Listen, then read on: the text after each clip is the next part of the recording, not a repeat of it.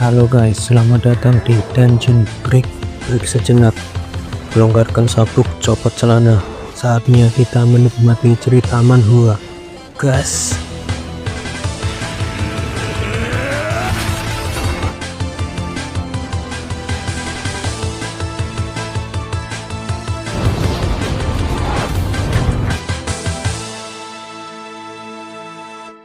Saat ini Bijit berhadapan dengan Hellhound yang juga telah diincarnya. Hellhound merupakan makhluk demonik yang telah melahap Hellfire of Oil Hell yang membuat seluruh badannya diselimuti oleh api.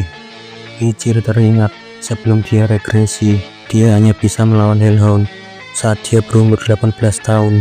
Jadi tentu saja bertarung secara langsung itu terlalu berlebihan bagi Bijit yang kini baru berumur 8 tahun. Akan tetapi, aku tahu metode yang bisa membuat anak kecil sekalipun mampu mengalahkan Hellhound. Dengan cepat, Bijit bergerak menuju Hellhound. Begitupun sebaliknya, Hellhound bersiap menerkam Bijit. Saat mereka akan beradu serangan, secara cepat Bijit langsung menghindar dan mengubah arahnya. Karena kelemahan pertama Hellhound, dia hanya bisa bergerak dalam garis lurus. Dengan kelemahan seperti itu, Hellhound akan kesulitan untuk mengikuti perubahan arah pergerakan yang sangat tajam. Hellhound yang gagal menerkam Bijit, dia terlihat bingung dengan gerakan Bijit. Setelah itu, Bijit menuangkan air yang merupakan kelemahan kedua bagi Hellhound. Untuk suatu alasan, makhluk demonik tidak bisa melewati air. Mau sekecil apapun itu, mereka tidak akan mau mendekati air. Setelah Bijit menuangkan air di sekitarnya, pergerakan Hellhound terlihat menjadi melambat. Secara otomatis dia akan bergerak secara perlahan sehingga menunjukkan kelemahan fatal dari monster tipe anjing. Dengan gerakan yang melambat, Hellhound bergerak mendekati Bijit. Dirasa sudah dekat dengan Bijit, Hellhound melompat untuk menyerang Bijit. Mengingat fakta bahwa Hellhound selalu membuka mulut mereka saat sedang berlari, dengan itu Bijit melemparkan biji kakao Bloody Beans ke arah mulut Hellhound sembari menghindari serangannya yang telah melambat. Dengan santai, Bijit menunggu reaksi Bloody Beans itu bekerja pada tubuh Hellhound. Hellhound itu terlihat merasakan sesuatu yang aneh pada tubuhnya. Secara cepat, biji kakao Bloody Beans berhasil meracuni tubuh Hellhound dan membuat makhluk demonik itu langsung jatuh. Karena Bijit sadar coklat merupakan racun bagi monster tipe anjing. Jika bahan yang digunakan untuk membuat 100 liter coklat itu hanya membutuhkan satu Bloody Bean saja, maka efeknya yang ditimbulkan pada Hellhound akan sangat luar biasa. Kini Hellhound tersebut terlihat mengalami keracunan yang sangat parah. Sepertinya hunting dog dari neraka tak bisa mengalahkan coklat. Perut dan jantungnya terkena racun duluan, tetapi tulang rusuknya yang keras melindunginya dari itu.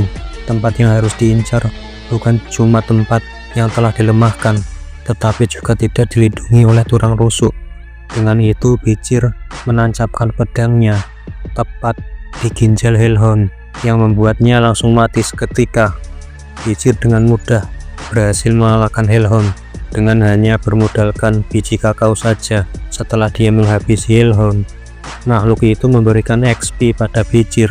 Karena setiap membunuh makhluk demonik, tubuh seseorang akan menerima XP atau experience, atau bisa juga dengan karma. Kedua hal itu akan menguntungkan tubuh seseorang. Efeknya juga dirasakan langsung oleh Bijit sekarang.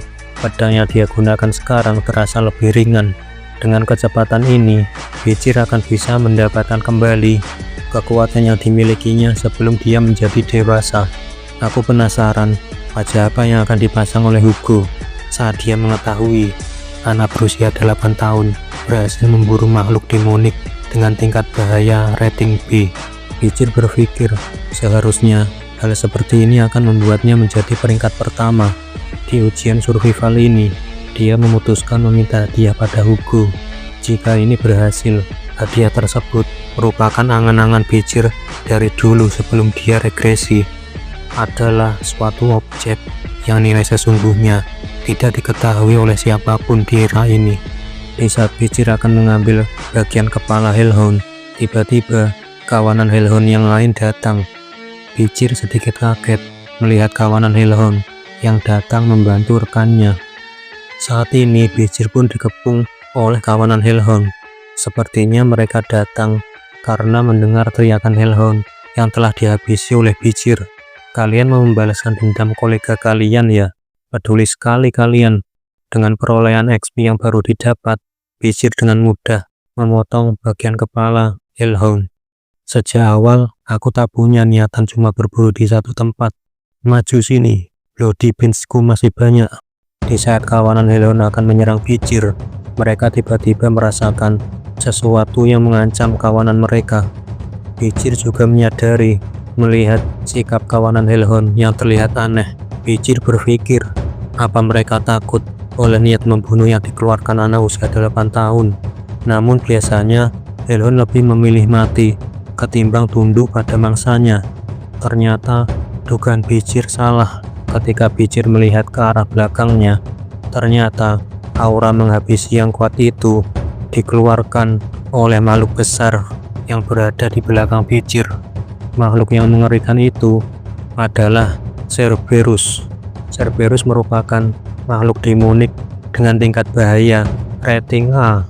Saat Pichir memperhatikan Cerberus, dia menyadari sesuatu. Cerberus itu berdarah dan mendapatkan beberapa luka di tubuhnya. Kalau dilihat baik-baik, ada banyak luka panah di sekujur tubuhnya. Menurut Pichir, ada seseorang yang sedang memburu Cerberus ini. Pichir semakin yakin jika Cerberus ini sedang diburu karena sisi pegunungan yang lain adalah area suku barbarian. Kalau dia dikejar sampai sejauh ini oleh suku barbarian, berarti ini adalah kesempatanku. Di hadapanku ada makhluk demonik yang menerima luka fatal. Aku harus menghabisinya, sekalipun mengerahkan segala yang kumiliki. Selama di klan Baskerville, Pichir telah menyembunyikan kemampuannya. Tingkat penguasaan pedangnya telah mencapai tingkat High Sword Expert, dan tingkat penguasaan pada Baskerville 3RD Fang telah mencapai level yang hanya bisa dicapai hound lainnya di masa dewasa. Dengan semua kemampuan Pichir sekarang, juga keadaan lawan yang memungkinkan untuk dikalahkan, Pichir sangat yakin bisa mengalahkan Cerberus. Pichir langsung bergerak menyerang Cerberus dengan mengerahkan seluruh kemampuannya. Dengan mengayunkan pedangnya sekuat tenaga, Pichir mengincar salah satu kepala Cerberus. Namun, bagian kepala Cerberus yang lain juga bergerak untuk menyerang Pichir. Dengan cepat, Pichir langsung menangkisnya untuk menggagalkan serangan Cerberus. Pichir terlihat sangat yakin dia pasti bisa mengalahkan Cerberus jika Cerberus itu terluka. Sebelum Pichir regresi, sepanjang peperangan melawan para demon, teknik berpedang Pichir telah dipoles hingga ke titik tidak ada gerakan yang tak perlu saat sedang menghabisi lawan. Selain itu, dia memiliki tubuh yang telah diperkuat oleh sungai Styx. Pichir pun secara terus-menerus melepaskan tebasannya pada tubuh Cerberus. Senjata yang Pichir miliki sudah cukup untuk memberikan kerusakan pada Cerberus yang terluka. Namun, Pichir mengira serangannya bisa melukai Cerberus. Cerberus pun mengamuk dan mengeluarkan sisa kekuatannya. Dengan cepat, Cerberus itu melancarkan serangannya pada Pichir yang membuat pedang Pichir hancur seketika. Dengan cakarnya yang sangat kuat, Cerberus mengoyak tubuh Pichir sampai Pichir pun terlempar jauh. Kecerobohan sesaat menuntun Cerberus memanfaatkan celah tersebut dengan menggunakan cakarnya. Pichir pun terpental ke arah pohon. Dia terlihat mengalami luka yang cukup serius karena serangan Cerberus yang sangat kuat.